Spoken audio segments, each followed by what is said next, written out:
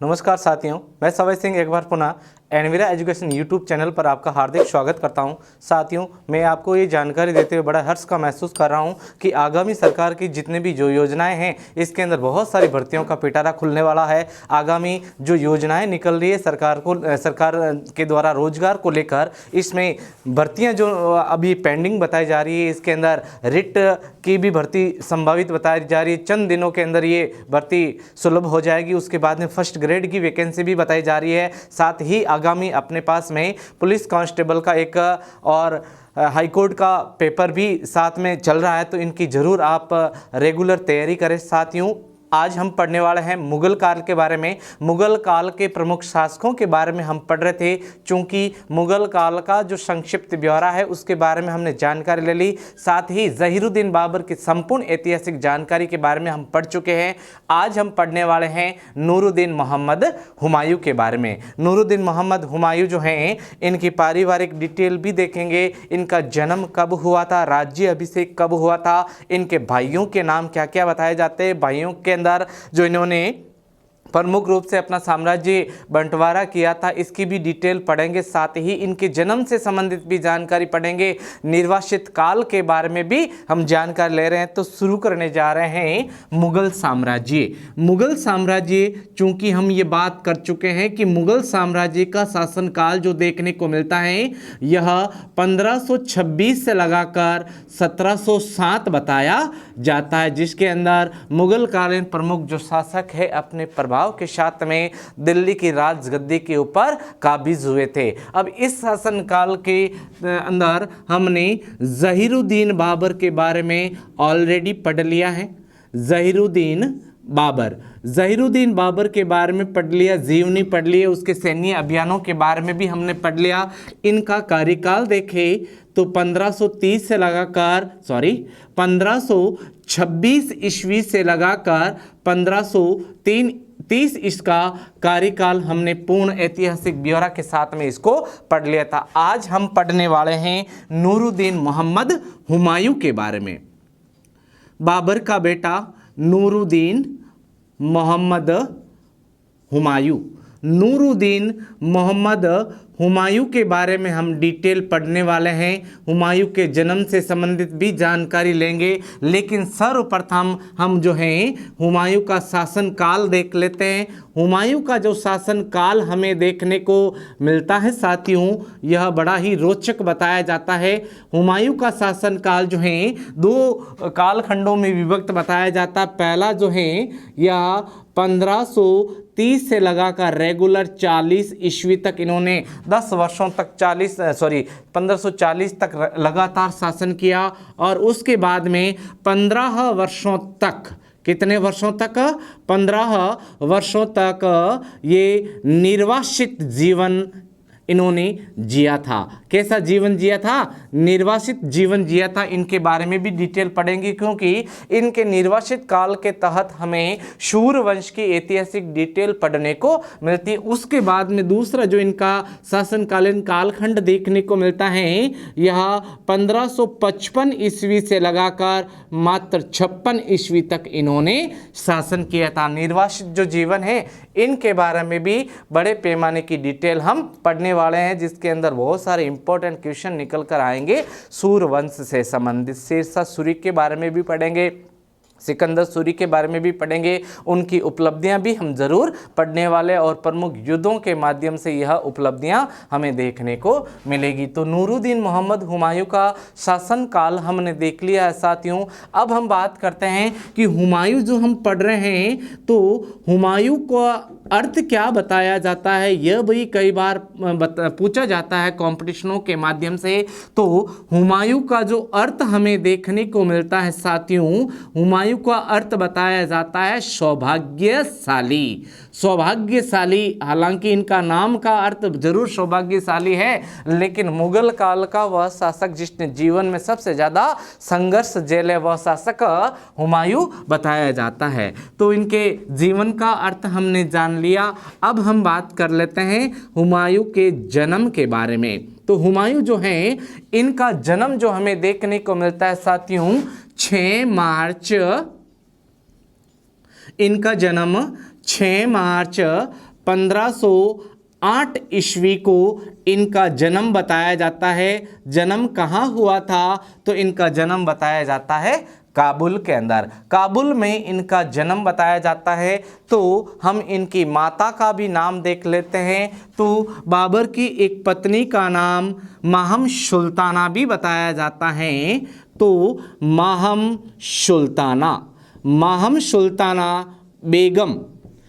सुल्ताना बेगम जो हैं इनके गर्भ से, माहम सुल्ताना बेगम के गर्भ से नूरुद्दीन मोहम्मद हुमायूं का क्या बताया जाता है?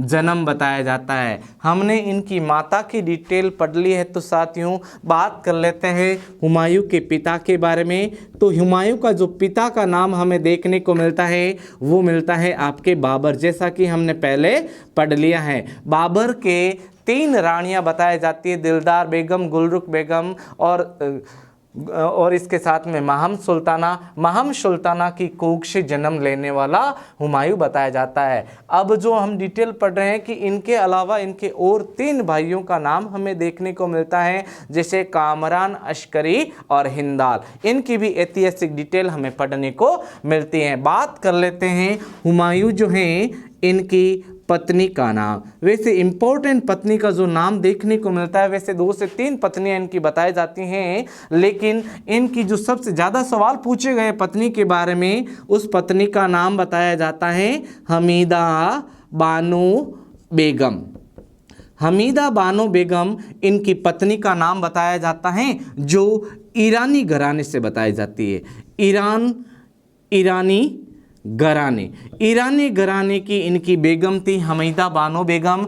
हमीदा बानो बेगम जो हैं इनकी पत्नी बताई जाती है, जिनसे बहुत सारी ऐतिहासिक डिटेल पढ़ने को मिलती है। अब हमीदा बानो बेगम जो हैं, इसके पुत्र का अगर आपसे जिक्र पूछ लिया जाए तो पुत्र का नाम बताया जाता है जलालुद्दीन मोहम्मद अकबर। साथियों अकबर का जन्म भी आपसे कई बार पूछा जा सकता है। तो अकबर का जो जन्म हमें देखने को मिलता, जो आपके हमीदा बानो बेगम के गर्भ से हुआ, यह 15 अक्टूबर 1542 ईस्वी 15 अक्टूबर 1542 ईस्वी को अकबर का जन्म बताया जाता। अब अकबर का जन्म कहाँ पर हुआ था, यह सवाल भी कई बार पूछा जा सकता है। तो एक जगह देखने को मिलती है जिसका नाम है अमरकोट। अब अमरकोट जो है यह वर्तमान पाकिस्तान में मिलता है, और यहाँ पर एक हिंदू राजा हुआ था। हिंदू शासक का नाम हमें जो देखने को मिलता है वीरसाल राणा प्रसाद। वीरसाल राणा के यहाँ इनका जन्म बताया जाता है। अमरकोट जो वर्तमान पाकिस्तान और उस समय सिंध के अंदर, सिंध का हिस्सा ही बताया जाता है, सिंध प्रांत बताया जाता है, जहाँ के हिंदू शासक वीरसाल राणा के यहाँ पर इनका जन्म बताया जाता है। चूँकि इन्होंने हुमायूं जो हैं, हुमायूं को संयोग भी किया था। हुमायूं को निर्वासित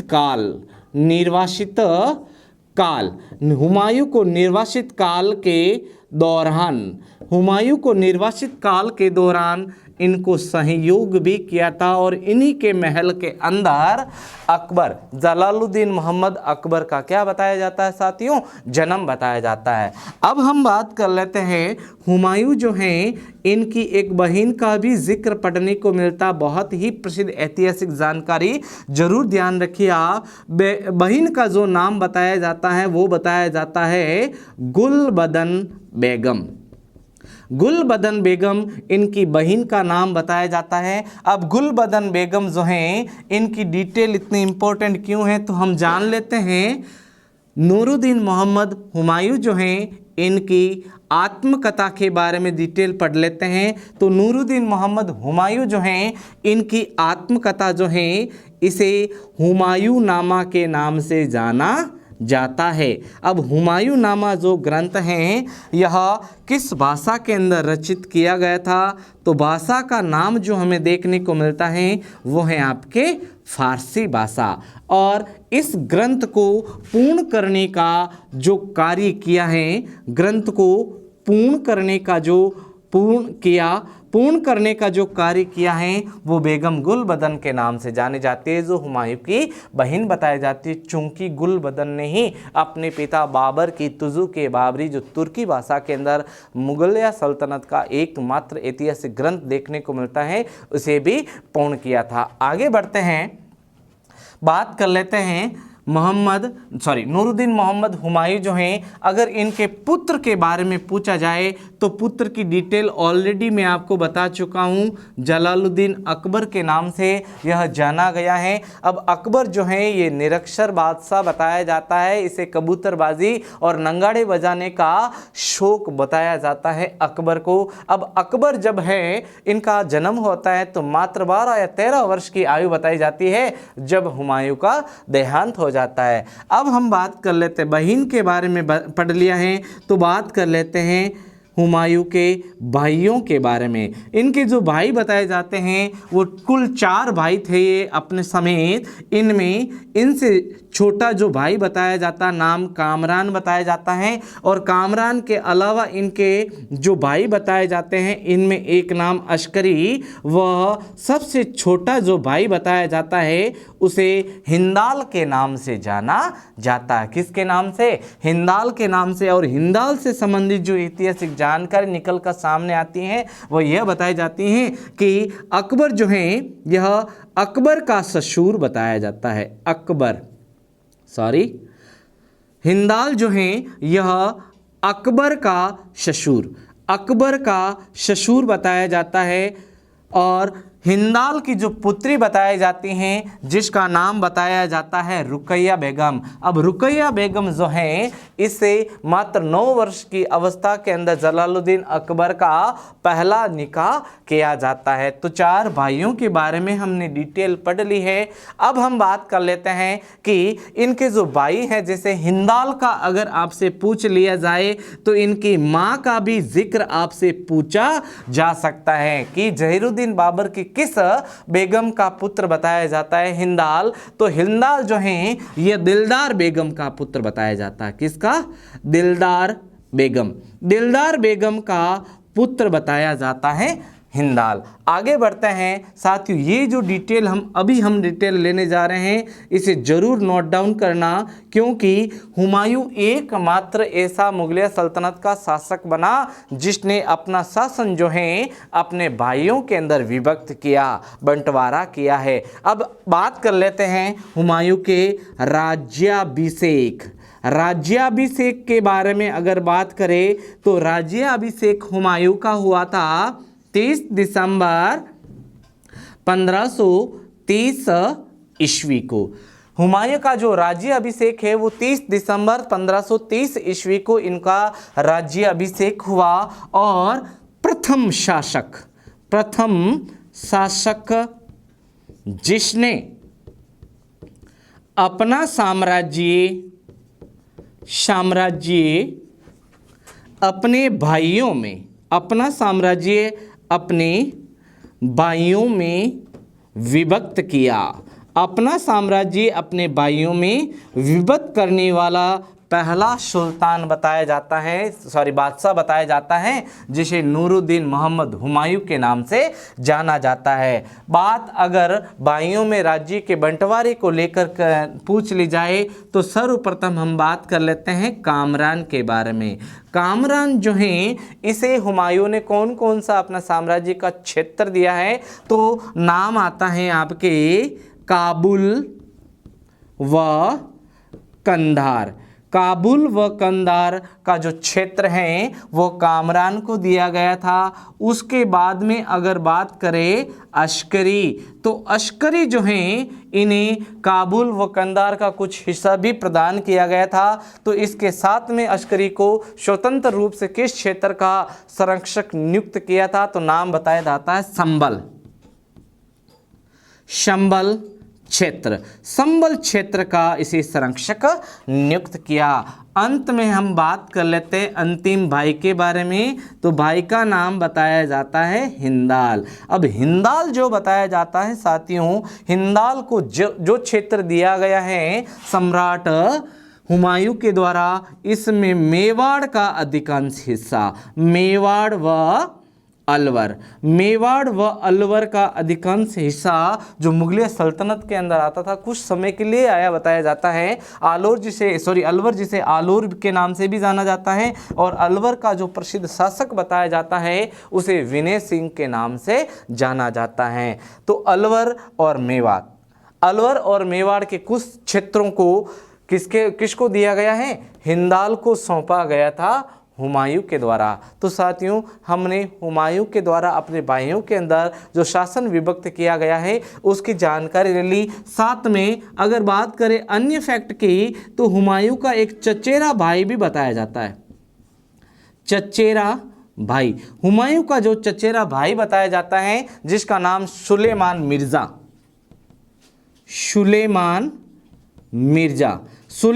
मिर्जा जो बताया जाता है इनको भी अपने राज्य के तहत एक क्षेत्र का संरक्षक बनाया गया था और उस क्षेत्र का नाम बताया जाता है बदख्शा का सूबेदार किसे नियुक्त किया गया था हुमायूं के द्वारा? तो भाई का नाम आता है चचेरा भाई सुलेमान मिर्जा। अब सुलेमान मिर्जा जो हैं इन्हें कौन सा एरिया? बदख्शा का एरिया सुपुर्द किया गया था नूरुद्दीन मोहम्मद हुमायूं के द्वारा। बात कर लेते हैं हुमायूं के शासनकाल के अंदर कौन कौन से इम्पोर्टेंट फैक्ट्स हमें देखने को मिलता है इनके शासन के दौरान।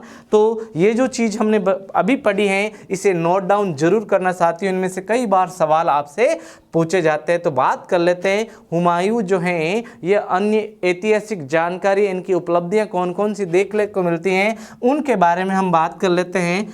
तो भाइयों के अपने साम्राज्य के तहत बंटवारे के बारे में हमने डिटेल से पढ़ लिया है। तो बात कर लेते हैं हुमायूं के बारे में जो अन्य गतिविधियां ऐतिहासिक जानकारी हमें पढ़ने को मिलती है उनके बारे में बात कर लेते हैं। जो इम्पोर्टेंट बताई जाती हैं वो कौन कौन सी बताई जाती है? ऐतिहासिक उपलब्धियों के बारे में हम बात कर रहे हैं। उपलब्धियां जो देखने को मिलती हैं नूरुद्दीन मोहम्मद हुमायूं की वह एक ये बताई जाती हैं कि नूरुद्दीन मोहम्मद हुमायूं जो हैं यह ज्योतिष में विश्वास करता था। ज्योतिष में विश्वास, अब ज्योतिष में विश्वास करने के कारण जो हुमायूं हैं यह सप्ताह के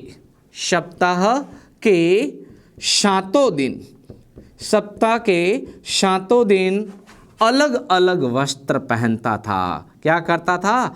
अलग अलग वस्त्र पहनता था। सप्ताह के 7 दिन वह अलग अलग पोशाक धारण करके दरबार के अंदर हाजिर होता था। तो पहली इंपॉर्टेंट जानकारी हमने पढ़ ली है। नंबर 2, हुमायूं जो हैं यह अफीम का शौकीन बताया जाता है। किसका? अफीम का शौकीन। हुमायूं जो हैं यह अफीम का शौकीन बताया जाता है। अफीम का बड़े पैमाने पर ये नशा करता था। नंबर 3, वेरी इंपॉर्टेंट जो अभी फैक्ट बताने जा रहा हूँ कि हुमायूं का जो शासनकाल है, हुमायूं का जो शासनकाल देखने को मिलता है साथियों, हुमायूं का शासनकाल किस नज़रिए से स्वर्णिम काल कहलाता है? तो हुमायूं का जो शासनकाल है यह चित्रकला की दृष्टि से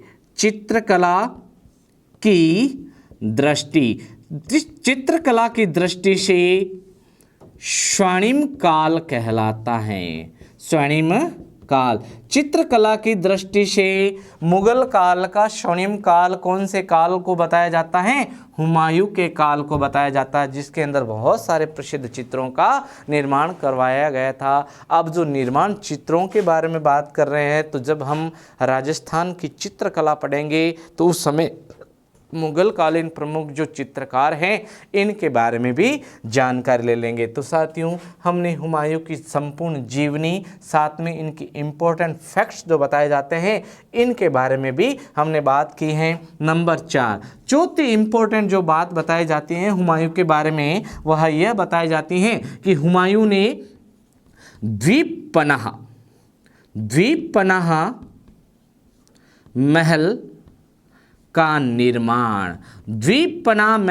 निर्माण किसके द्वारा करवाया गया था? हुमायूं के द्वारा करवाया गया था। और इसी महल का जो एक पुस्तकालय, ऊंचा पुस्तकालय था, इसी पुस्तकालय से लड़खड़ाते हुए गिरकर हुमायूं के क्या हो जाती है साथियों, मृत्यु हो जाती है। अब हम बात कर लेते हैं हुमायूं जो हैं इनके प्रारंभिक जो महत्वपूर्ण युद्ध जो हैं या फिर हुमायूं के द्वारा लड़े गए जो संपूर्ण युद्ध हैं उनके बारे में हम जानकारी ले लेते हैं। अब हम बात कर लेते हैं हुमायूं के द्वारा लड़े गए जो युद्ध हैं उनके बारे में बात कर लेते हैं।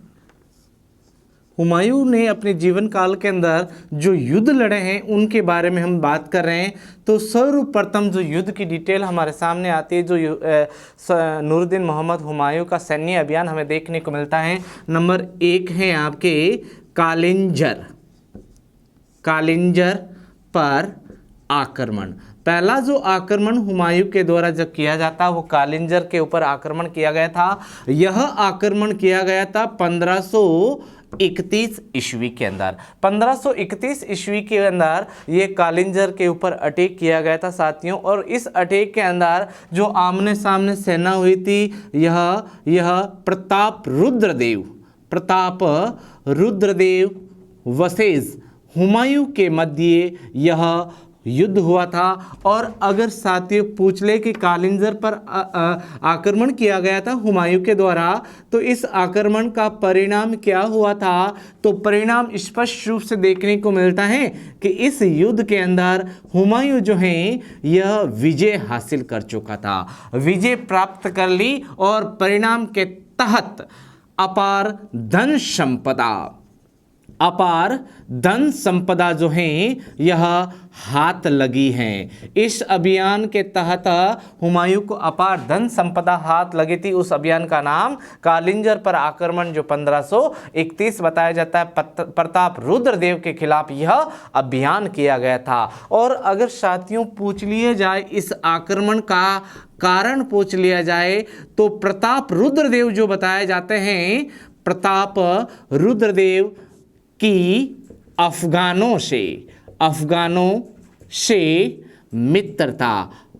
प्रताप रुद्रदेव जो हैं इनकी अफगानों से मित्रता के कारण हुमायूं जो हैं इन्होंने कालिंजर के ऊपर अटैक किया था। चूंकि साथियों बता देता हूं कि मुगल काल जो है इनका घोर विरोधी रहा है आपके अफगान के पठानी, और पठानियों के द्वारा ही इस मुगलिया सल्तनत को कई बार डिस्टर्ब किया गया था। और संघर्षशील मुगल काल के शासक इनसे रहे थे, जैसे हुमायूं के बारे में ही बड़ी पैमाने पर डिटेल हमें पढ़ने को मिलेगी जो आपके शेरशाह सूरी के बारे में पढ़ने को मिलेगी। शेरशाह सूरी जो है ये अफगानी पठान बताया जाता है, जिसके तहत नूरुद्दीन मोहम्मद हुमायूं को 15 वर्षों तक निर्वासित जीवन यापन करना पड़ा था। हालांकि हमने ये पढ़ा था कि हुमायूं शासक बनने के बाद में हुमायूं ने अपना शासन काल जो है अपने भाइयों के अंदर डिवाइडेशन किया था, लेकिन भाइयों के अंदर अपना साम्राज्य बंटवारा कर दिया, लेकिन मुसीबत के समय हुमायूं का सहयोग किसी भी भाई ने नहीं किया था। हालांकि यहाँ तक भी बताते हैं इतिहासकार कि जो बिलग्राम का युद्ध है इसके अंदर भाइयों ने विश्वासघात भी किया था। साथ देने के वादे से सेना लेकर आए, लेकिन बिना लड़े ही ये युद्ध छोड़कर चले गए थे, जिसके कारण हुमायूं को जान बचाने के लिए गंगा नदी का सहारा लेना पड़ा था। तो 1 नंबर कालिंजर पर आक्रमण हमने पढ़ लिया। नंबर 2 दूसरा जो अटैक होता है हुमायूं के द्वारा वो बताया जाता है दोहरिया पर आक्रमण। हुमायूं का दूसरा इंपॉर्टेंट आक्रमण हमें देखने को मिलता है दोहरिया पर आक्रमण, और इसका समय देखने को मिलता है 1532 ईस्वी। 1532 ईस्वी में दोहरिया के ऊपर अटैक किया गया था। अब आमने सामने कौन हुए थे, तो इसके अंदर नाम आता है मोहम्मद लोदी वसेज हुमायूं आमने सामने हुए। अगर साथियों पूछ ले कि दोहरिया पर जो हुमायूं का आक्रमण हुआ था इसका परिणाम क्या निकलता है, तो परिणाम ये निकला कि हुमायूं जो है यह सशस्त्र विजय हुआ है। इस युद्ध के अंदर भी हुमायूं को विजय हासिल हुई। नंबर 3 तीसरा जो प्रमुख युद्ध हमें देखने को मिलता है नूरुद्दीन मोहम्मद हुमायूं का, उसका नाम है चुनारगढ़ का घेरा। चुनारगढ़ का घेरा या इसे आप अभियान भी कह सकते हो। चुनारगढ़ का घेरा यह अभियान हुमायूं की सेना के द्वारा 1532 ईस्वी के अंदर आयोजित किया गया था। सैन्य अभियान आयोजित किया गया था चुनारगढ़ के घेरे का। और यह जो घेरा डाला गया था इसमें आमने सामने शेर खां वर्सेस हुमायूं, शेर खां वर्सेस हुमायूं आमने सामने हुए थे। और इस युद्ध के अंदर भी हुमायूं जो हैं इसकी क्या हुई है, विक्ट्री हुई थी। और चुनारगढ़ का जो घेरा डाला है साथियों, इसका परिणाम अगर देखा जाए तो यह निकलता है कि शेर खां जो बताया जाता है, शेर खां ने संधि वार्ता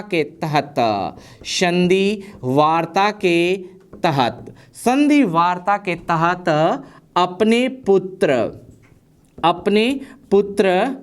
कुतुब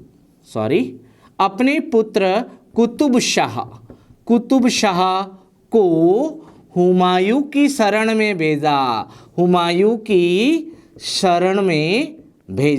अपने पुत्र कुतुब शाह को हुमायूं की शरण में भेज दिया था शेर खां ने। नंबर 4, चौथा जो अभियान हमें देखने को मिलता है हुमायूं का, वो मिलता है आपके गुजरात का अभियान। अब गुजरात का जो अभियान हुआ था, स्पेशली किन किन इलाकों को जीतने के लिए ये अभियान हुआ था, तो इसमें स्पेशली गुजरात प्लस मालवा, गुजरात और मालवा का क्षेत्र जीतने के लिए यह अभियान हमें देखने को मिलता है। और यह अभियान का जो समय जो देखा जाता है 1534 और 35 ईस्वी का बताया जाता है। अब आमने सामने कौन हुए थे इसके तहत, तो यह जो अटैक होता है इसमें बहादुर शाह, गुजरात का शासक क्या नाम, बहादुर शाह वर्सेस हुमायूं आमने सामने हुए थे। और इस युद्ध के अंदर भी हुमायूं की क्या बताई जाती है साथियों, विक्ट्री बताई जाती है, विजय हासिल बताई जाती है। अब गुजरात के बारे में जानकर निकल कर सामने आ रही है, यह इससे संबंधित ऐतिहासिक एक तथ्य निकलता है कि नूरुद्दीन मोहम्मद हुमायूं वह शासक था जिसके शासनकाल के अंदर मेवाड़ की जो महारानी या राजमाता बताई जाती है कर्णावती के द्वारा जब गुजरात के शासक बहादुर शाह के द्वारा अटैक किया गया था, तो उस समय मुगलिया सल्तनत के बादशाह हुमायूं को कर्णावती ने राखी भेजी थी। अब ऑन स्पॉट समय पर हुमायूं पहुंच नहीं पाया था, जिसके कारण चित्तौड़ का दूसरा शाखा हुआ था। चित्तौड़ के दूसरे शाखे के बारे में हम बात कर लेते, कई बार पूछा भी जाता है। चित्तौड़ का द्वितीय शाखा, चित्तौड़ का जो द्वितीय शाखा हमें देखने को मिलता है भारतीय इतिहास के तहत, राजस्थान इतिहास के तहत यह शाखा हुआ था 1534 से लगाकर 35 ईस्वी के दरमियान। यह शाखा जो हुआ है इसमें चित्तौड़ पर जो आक्रमण होता है, यह आक्रमण होता है आपके बहादुर शाह जो हैं इनका आक्रमण देखने को मिलता है चित्तौड़ के ऊपर। अब चित्तौड़ जो बताया जाता है साथियों, चित्तौड़ का जो शासक बताया जाता है, शासक का नाम जो देखने को मिलता है वो देखने को मिलता है विक्रमादित्य। क्या नाम, विक्रमादित्य चित्तौड़ के शासक का नाम हमें देखने को मिलता है, जो बहादुर शाह के अटैक से भयभीत होकर भाग जाता है। क्या हो जाता है, भाग जाता है। लेकिन विक्रमादित्य जो हैं इनकी पत्नी का जिक्र अगर हमें पढ़े साथियों तो नाम बताया जाता है जवाहर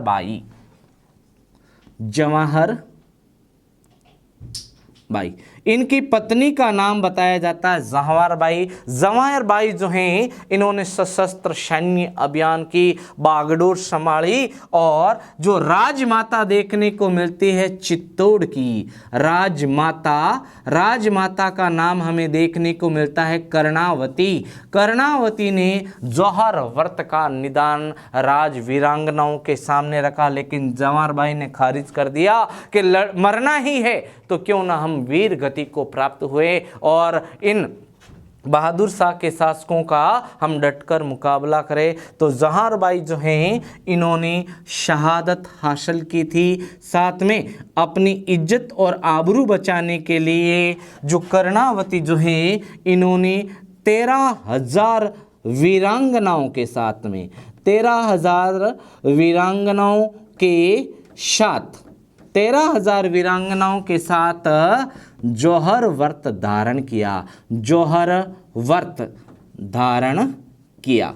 जौहर व्रत को क्या किया है साथियों? धारण किया है। चित्तौड़ के शाखों की डिटेल बहुत ही ऐतिहासिक है। प्रथम शाखे की बात करें तो 1301 ईस्वी में अलाउद्दीन खिलजी के समय हुआ था। द्वितीय शाखा जो है ये बहादुर शाह जो गुजरात का शासक बताया जाता है उसके समय, और तृतीय शाखा जो वहाँ है ये जलालुद्दीन मोहम्मद अकबर के समय 1567 से लगाकर 68 के मध्य बताया जाता। तीनों शाखाओं की इंपॉर्टेंट डिटेल हमने आपके सामने रख दी थी। और उसी समय से यह रक्षाबंधन का जो रिवाज है यह चल पड़ा था। चूंकि हुमायूं जो है सशस्त्र सेना लेकर रानी कर्णावती की हेल्प करने के लिए आ पहुंचा था, लेकिन वो ऑन स्पॉट जगह तक पहुंच नहीं पाया, जिसके कारण ये जौहर व्रत हुआ है। जौहर जो है चित्तौड़ का शाखा हुआ है।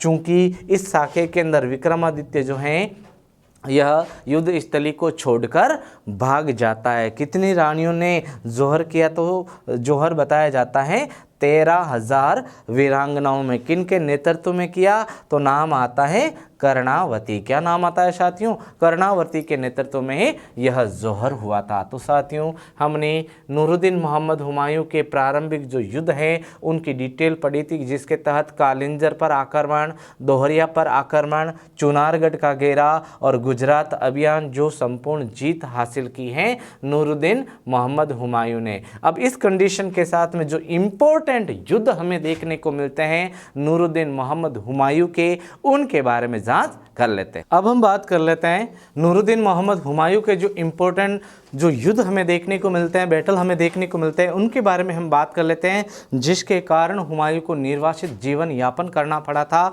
इनके जो महत्वपूर्ण युद्ध हमें देखने को मिलता है, महत्वपूर्ण कह सकते हैं आप यहाँ पर इनको, क्योंकि 3 प्रमुख युद्ध हमें देखने को मिलते हैं इनके जीवन के महत्वपूर्ण युद्ध, जिसके तहत इनकी ज़िंदगी बदल कर रख दी गई थी। तो इसी के तहत हमें सबसे पहले जो युद्ध पढ़ने को मिलता है इसे चौसा का युद्ध कहा जाता है। क्या कहा जाता है? चौसा का युद्ध। चौसा का युद्ध कब हुआ था? तो सुनिए आप, चौसा का जो युद्ध है यह जून 1539 ईस्वी 1539 ईस्वी को चौसा का युद्ध हुआ था। यह जो युद्ध हुआ है चौसा का, इस युद्ध के अंदर आमने सामने कौन हुए? तो सुनिए आप, शेर शाह सूरी वसीर नूरुद्दीन मोहम्मद हुमायूं। नूरुद्दीन मोहम्मद हुमायूं व शेर शाह सूरी जो हैं इस युद्ध के अंदर आमने सामने हुए, और इस युद्ध के अंदर साथियों जो विक्ट्री हासिल की है, विजेता बना है, उसे शेर शाह सूरी कहा जाता है। चूंकि हुमायूं जो हैं यह जान बचाकर भागा। क्या कर गया? जान बचाकर भागा, और जान बचाने के लिए गंगा में कूद गया। कहाँ पर कूद गया? गंगा में कूद गया। और गंगा में कूद गया। अब गंगा का प्रभाव बहुत तेज बताया जाता है, इसके कारण वो तैर कितना पाता है। ऐसी कंडीशन के अंदर डूबने की अवस्था में हुमायूं जो हैं इसे निज़ाम नामक एक भिश्ती ने बचाया है। निज़ाम भिश्ती के द्वारा जब हुमायूं की जान बचाई गई है और उसे पकड़कर जब नाव में डाला गया है, जब उसे थोड़ा सा जब वो अपने होश में आया तो निज़ाम भिश्ती के द्वारा जब हुमायूं को पूछा गया उसका हालचाल या फिर उसके बारे में जानकारी, तब हुमायूं ने बताया कि मैं दिल्ली सल्तनत का बादशाह हूँ, नाम मेरा नूरुद्दीन हुमायूं है। लेकिन यह सारी घटना जो वार्तालाप है इसे निज़ाम भिश्ती ने मजाक में ले लिया और मजाक के तहत कह दिया कि तू बादशाह तो मैं भी एक दिन बादशाह। लेकिन हुमायूं के द्वारा अपनी जान बचाने को लेकर निज़ाम भिश्ती को कहा कि मांगना चाहता, क्या मांगना चाहता मेरे से मांग। तब निजाम बिस्ती ने मजाक में ही बता दिया कि तू बादशाह है तो मैं भी बादशाह बनना चाहता हूँ एक दिन का, क्योंकि हुमायूं जो जिस कंडीशन में थे उसे कहीं से भी नहीं लगते थे कि वो एक बादशाह है। फटे हाल पुराने कपड़े जो फट गए थे, युद्ध क्षेत्र के अंदर चारों तरफ खंजरों के घाव लगे हुए थे, जिसके कारण उसे बादशाह कोई नहीं समझता। लेकिन हुमायूं ने अपना वादा निभाया है और अंतिम जो युद्ध हम पढ़ेंगे जिसे सरहिंद का युद्ध कहते हैं, 1555 और 56 ईस्वी के अंदर जो लड़ा गया था, इस युद्ध के तहत सिकंदर सूरी को पराजित करके जब दिल्ली का बादशाह बना है हुमायूं वापस आ, उस समय हुमायूं ने अपना वचन निभाया और जान बचाने वाले निजाम बिस्ती, क्या नाम बताया जाता है इनका, निजाम बिस्ती। निजाम बिस्ती जो बताया जाता है, जो जान बचाने वाला बताया जाता है इसकी, किसकी, हुमायूं की, इसे एक दिन का बादशाह बनाया जाता है। एक दिन का बादशाह, कितने दिन का, एक दिन का इसे बादशाह बनाया जाता है। अब एक दिन का जब बादशाह बना है निजाम बिस्ती, तो अपनी इस स्मृति को लोगों के स्मृति में, मेमोरी में हमेशा याद रखने के लिए निजाम बिस्ती के द्वारा चमड़े के सिक्के चलाए गए।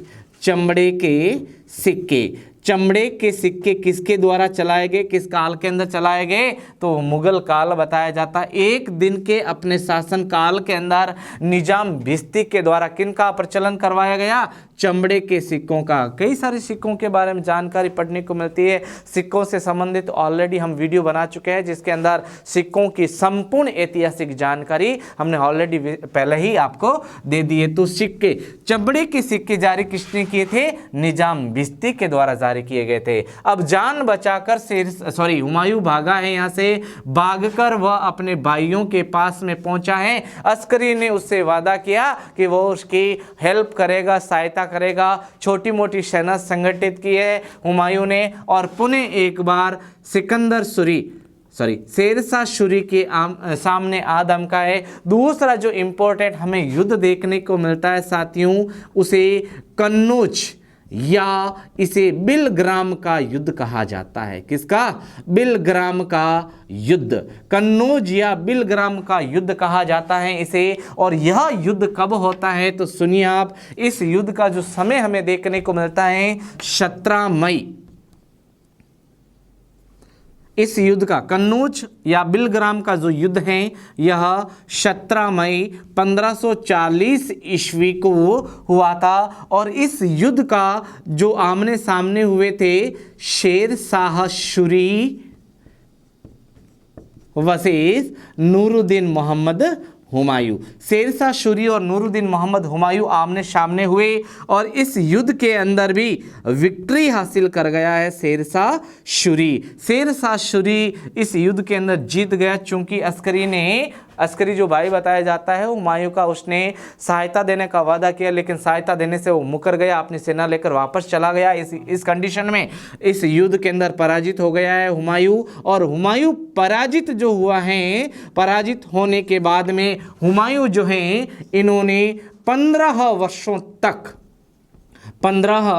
वर्षों तक निर्वासित, कैसा जीवन यापन किया, निर्वासित जीवन, 15 वर्षों तक निर्वासित जीवन जो है इन्होंने यापन किया है। निर्वासित जीवन यापन करते करते इनको शरण कहाँ कहाँ मिली है, ये सवाल भी कई बार पूछा जाता है। तो एक जगह जिसका नाम ईरान और दूसरी जगह बताई जाती है अमरकोट। ईरान के अंदर जब इनको शरण मिली है तो शरण के दौरान ईरान में ही हुमायूं जो बताए जाते हैं इनका विवाह होता है। आपके विवाह जो देखने को मिलता है हमीदा बानो बेगम से। हमीदा बानो बेगम जो है ईरान के शाह की पुत्री बताई जाती है, राजकुमारी बताई जाती है, जिसके दौरान इनकी ईरान जब इनको शरण मिली है यहाँ पर, यहीं पर इनकी विवाह किया जाता है, जहाँ 15 अक्टूबर 1542 ईस्वी में हमीदा बानो बेगम की कोख से अकबर का जन्म होता है। चूंकि अमरकोट में जब शरण मिली है हुमायूं को, यहीं से सेना संगठित करने के बाद में ही हुमायूं जो है वापस दिल्ली की ओर कूच करता है और सिकंदर सूरी को हरा देता है। लेकिन साथियों, दो जो युद्ध पड़े हैं इसके दौरान शेरशाह सूरी के द्वारा हुमायूं को आउट ऑफ इंडिया फेंक दिया गया है। इसे निर्वासित जीवन यापन करने के लिए मजबूर कर दिया गया है। तो इस कंडीशन में हमें दूसरा जो ऐतिहासिक पहलू पढ़ने को मिलता है उसे शूर वंश कहा जाता है। हुमायूं के साथ में हम शूर वंश की भी ऐतिहासिक जानकारी ले लेते हैं। शूर वंश के संस्थापक का नाम भी पूछा जा सकता है आपसे, और शूर वंश के जो प्रमुख शासक हों शेरशाह सूरी जो हैं, इनके बारे में हम महत्वपूर्ण डिटेल पढ़ लेते हैं। शेरशाह सूरी जो हैं यह कहाँ का शासक बताया जाता है, इनका साम्राज्य विस्तार कहाँ बताया जाता है, कहाँ से कहाँ तक, उत्तर दक्षिण पूर्व पश्चिम में साम्राज्य विस्तार कहाँ से कहाँ तक देखने को मिलता है, ये भी जानकारी लेंगे। इसके साथ में शेरशाह सूरी जो हैं इनकी ऐतिहासिक उपलब्धि क्या पढ़ने को मिलती है, इसके बारे में भी संक्षिप्त हम बात कर लेते। तो देख लेते हैं शूर वंश के बारे में। किसके बारे में? शूर वंश। अब शूर वंश जो है यह अफगानी वंश बताया जाता है। कैसा वंश बताया जाता है? अफगानी वंश बताया जाता है। और शूर वंश का जो सातवां संस्थापक देखने को मिलता है इसे शेरशाह सूरी के नाम से जाना जाता है। शेरशाह सूरी के नाम से जाना जाता है। अब शेरशाह सूरी जो है इनके बारे में हम जानकारी ले लेते हैं। शेरशाह सूरी जो है इनका वास्तविक नाम हमें जो देखने को मिलता है, वास्तविक नाम जो देखने को मिलता है, वास्तविक नाम इनका फरीद बताया जाता है और इन्हें शेर खां की उपाधि से नवाजा गया था। अब शेर खां की जो उपाधि है यह किनके द्वारा दी गई थी? तो शेर खां की उपाधि इन्हें दी गई है गुरु बहार खां के द्वारा। किसके द्वारा? गुरु बहार खां के द्वारा इनको शेर खां की उपाधि दी गई, क्योंकि निहत्ते एक शेर का वध करने के कारण गुरु बहार खां ने इनको कौन सी उपाधि से अंगीकार किया? शेर खां। वास्तविक नाम इनका बहार खां बताया जाता है। अब हम साथियों बात कर लेते हैं शेरशाह सूरी के पिता के बारे में। तो शेरशाह सूरी जो हैं इनके पिता का नाम बताया जाता है हसन खां। पिता का नाम हसन खां बताया जाता है। हसन खां मेवाती अलग बताया जाता है। सुनिए आप, हसन खां जो हैं यह जौनपुर जो बताया जाता है ये बिहार का क्षेत्र बताया जाता है। जौनपुर जो है जौनपुर का जमींदार बताया जाता है। जौनपुर का जमींदार बताया जाता है हसन खां, और हसन खां का पुत्र देखने को मिलता है शेरशाह सूरी। अब शेरशाह सूरी जो शासक बनता है तो बात कर लेते हैं इनके साम्राज्य विस्तार के बारे में। साम्राज्य विस्तार कहाँ से कहाँ तक देखने को मिलता है शेरशाह सूरी का, शूर वंश का? तो सर्वप्रथम हम बात कर लेते हैं पश्चिमी क्षेत्र की। पश्चिमी क्षेत्र में सूर्यवंश का जो साम्राज्य है ये कहाँ तक फैला था? सवाल कई सारे निकल कर सामने आते हैं आपके। तो पश्चिम क्षेत्र तक जो इनका साम्राज्य फैला था वो कन्नौज तक फैला था। कन्नौज यूपी के फर्रुखाबाद जिले के अंदर पड़ता है। फिर बात कर लेते हैं पूर्व की ओर। तो पूर्व में असम की तरफ,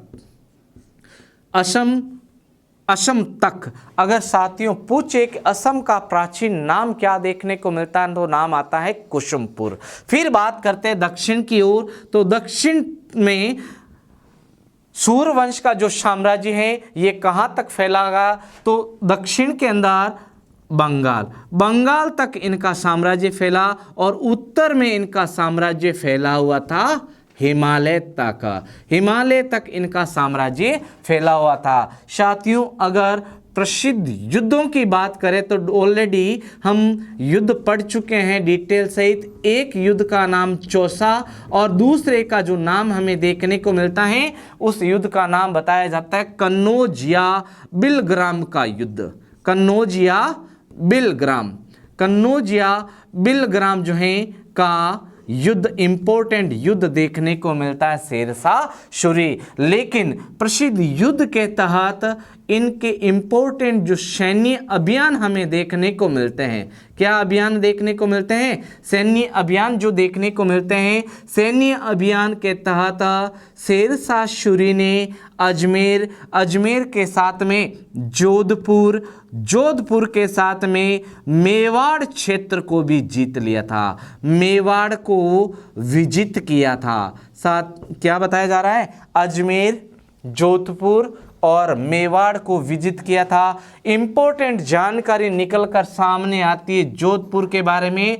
तत्कालीन जो शासक देखने को मिलता है जोधपुर का, इसे मालदेव के नाम से जाना जाता है। अब मालदेव जो है, मालदेव और शेरशाह सूरी के मध्य जो युद्ध होता है, इसे किस युद्ध के नाम से जाना जाता है? यह जो युद्ध होता है यह 1544 ईस्वी के अंदर युद्ध होता है और युद्ध का नाम बताया जाता है गिरी सुमेल। गिरी सुमेल भी इसे कहा जा सकता है और इस युद्ध को जेतारण का युद्ध के नाम से भी जाना जाता है। जेतारण का युद्ध भी कहा जाता है, इसे गिरी सुमेल का युद्ध भी कहा जाता है। और इस युद्ध के तहत ही मालदेव की तरफ से परम दो योद्धा लड़े थे। इनमें एक का नाम जेता व दूसरे का नाम जो देखने को मिलता है वो कुंपा बताया जाता है। जेता और कुंपा, इनकी शहादत बहुत ही प्रसिद्ध इस युद्ध के अंदर शहादत देखने को मिली। और कई बार हालात ऐसे हुए कि शेरशाह सूरी जो हैं ये स्वयं मरने से बचा, लेकिन अपनी कूटनीतियों के तहत इसने ये अफवाह फैला दी कि इस युद्ध के अंदर जेता और कुंपा जो हैं ये ऑलरेडी हमसे मिल गए हैं। जब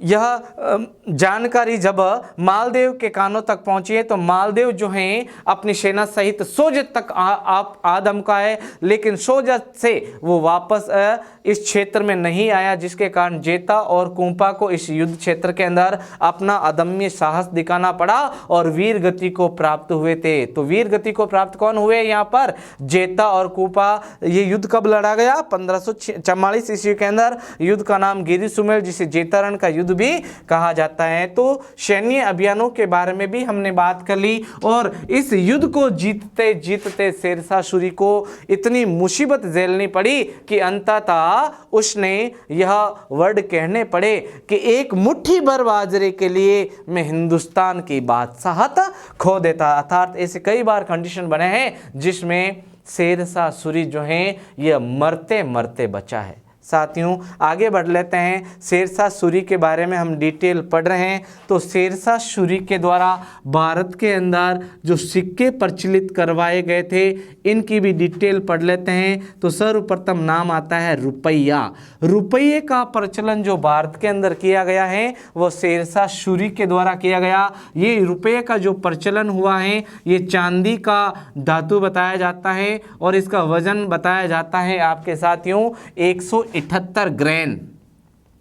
178 ग्रेन का रुपया प्रचलित करवाया। साथ ही शेरशाह सूरी ने दाम का भी प्रचलन शुरू किया था अपने शासन काल के तहत। दाम का जो वेट बताया जाता है 380 ग्रेन। 380 ग्रेन बताया जाता है दाम का वजन। इन दो प्रकार के सिक्कों का प्रचलन भी इनके नाम देखने को मिलता है। साथ ही इनके नाम जो प्रमुख रूप से इनकी उपलब्धियां हमें देखने को मिलती हैं वो कौन कौन सी बताई जाती है। तो सुनिए आप उपलब्धियों के बारे में हम जानकारी ले लेते हैं शेरशाह सूरी के बारे में। तो इनकी उपलब्धियां जो देखने को मिलती हैं, वैसे उपलब्धि सबसे बड़ी जो उपलब्धि देखने को मिलती है कि भारत के अंदर रुपये का प्रचलन, इसके अलावा नहरों का निर्माण, इसके अलावा सड़कों का निर्माण भी इनके प्रमुख उपलब्धि देखने को मिलती है। अब शेरशाह सूरी के द्वारा जो सड़क निर्माण करवाई गई है उसे ग्रांड ट्रंक रोड के नाम से जाना जाता है। किसके नाम से? ग्रांड ट्रंक रोड के नाम से इसे जाना जाता है। वर्तमान में एट प्रेजेंट टाइम में NH1 प्लस NH2 मिलकर जिस रोड का निर्माण होता है उसे ग्रैंड ट्रंक रोड के नाम से जाना जाता है। तो एक उपलब्धि हमने रुपयों से संबंधित पढ़ लिए। दूसरी उपलब्धि इनकी सड़कों के निर्माण से हमने पढ़ लिए। तीसरी जो उपलब्धि इनके नाम जो हमें देखने को मिलती है साथियों, इन्होंने भूमि मापक यंत्र भी बनवाया था। भूमि मापक यंत्र जो है इसे गज ए सिकंदरी के नाम से जाना जाता है। गज ए सिकंदरी के नाम से इनके जाना जाता है। अब इन्होंने जो लगान व्यवस्था है इसमें भी कई सारे बदलाव किए थे। लगान जो भू राजस्व के तहत उगाया जाता था प्रमुख क्षेत्रों के अंदर, इनमें गला बंटाई है, इसके द्वारा नष्क है, मुक्ताई है, कुणकुत है, नकदी है या जब्ती प्रमुख रूप से लगान व्यवस्था लागू किसने की थी? शेरशाह सूरी। अब बात कर लेते हैं शेरशाह सूरी की जो मृत्यु है ये कब हुई थी? तो एक अभियान हुआ था। इस अभियान का जो नाम हमें देखने को मिलता है, शेरशाह सूरी का जो अभियान देखने को मिलता है वो है कालिंजर अभियान। अब कालिंजर अभियान जो शेरशाह सूरी के द्वारा किया गया है, यह किया गया है आपके 1545 ईस्वी के अंदर, स्पेशली रोहतास दुर्ग को जीतने के लिए।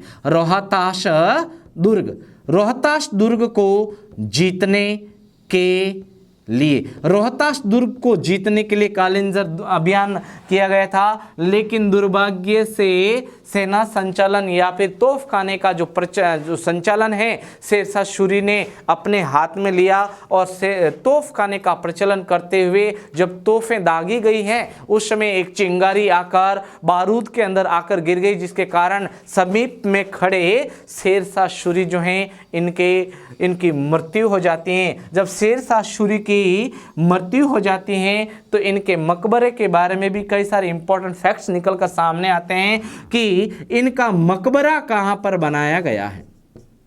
तो शेरशाह सूरी जो है इनका मकबरा जो है, यह मकबरा जो है सांसाराम बिहार, कहां पर पड़ता है?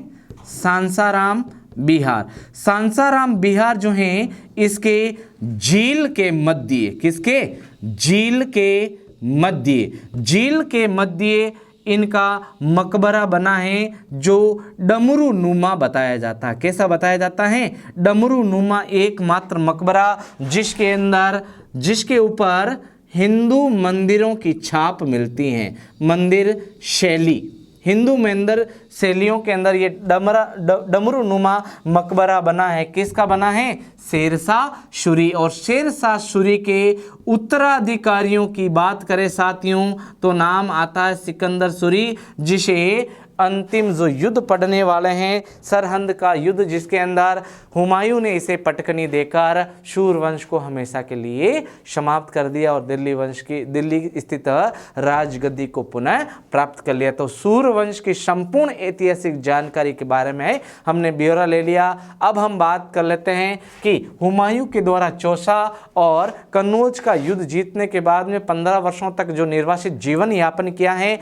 उसके बाद में अमरकोट वीर राणा प्रसाद के यहाँ पर इसने जो सेना संगठित की है, सेना संगठित करने के बाद में पुनः दिल्ली को जीतने के लिए जो कूच करता है, इंपॉर्टेंट युद्ध हमें देखने को मिलता है, इसके बारे में भी हम बात कर लेते हैं। अब हम बात कर लेते हैं नूरुद्दीन मोहम्मद हुमायूं के अंतिम युद्ध के बारे में। अंतिम जो युद्ध बताया जाता है ये सरहिंद का युद्ध बताया जाता है, चूंकि अमरकोट के शासक जो हिंदू शासक बताए जाते हैं इनके संयोग से सेना संगठित की है और पुनः दिल्ली को जीतने के नज़रिए से इन्होंने सेना संगठित करके 22 जून 1556 ईस्वी को सरहिंद के मैदान के अंदर ये युद्ध होता है, जिसमें सिकंदर सूरी सूरवंश का और हुमायूं के मध्य युद्ध होता है। इस युद्ध के अंदर विजय हासिल हो जाती है नूरुद्दीन मोहम्मद हुमायूं को और दिल्ली की राजगद्दी को पुनः हासिल कर लेता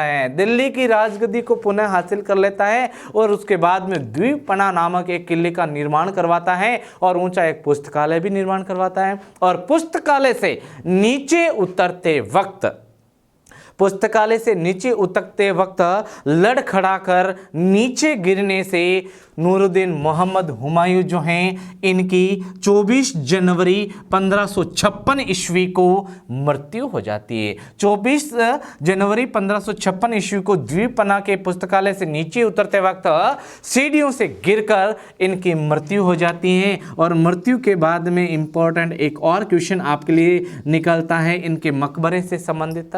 तो सुनिए आप, इनका जो मकबरा बना है यह अपने आप में एक अलग तरह का मकबरा बताया जाता है। हर एक मकबरे के ऊपर एक गुंबद देखने को मिलता है, लेकिन नूरुद्दीन मोहम्मद हुमायूं जो हैं इनका जो मकबरा है यह द्विगुंबदीय इमारत बनाई गई हैं, द्विगुंबदीय इमारत बनाई गई हैं और दिल्ली के चार बाग में स्थित यह प्रमुख इमारत हमें देखने को मिलती हैं जो हुमायूं के मकबरे के नाम से प्रसिद्ध बताई जाती हैं। नूरुद्दीन मोहम्मद हुमायूं जो हैं इनकी संपूर्ण ऐतिहासिक जानकारी हमने पढ़ी, सैन्य अभियानों के बारे में पढ़ा और प्रमुख युद्ध हमने पढ़े, इनके शासनकाल के चित्रकला के स्वर्णिम युग के बारे में भी हमने पढ़ लिया। साथियों, आगे आने वाला जो वीडियो है इसमें मुगल काल के प्रमुख शासक जलालुद्दीन मोहम्मद अकबर के बारे में संपूर्ण ऐतिहासिक जानकारी लेंगे हम। धन्यवाद।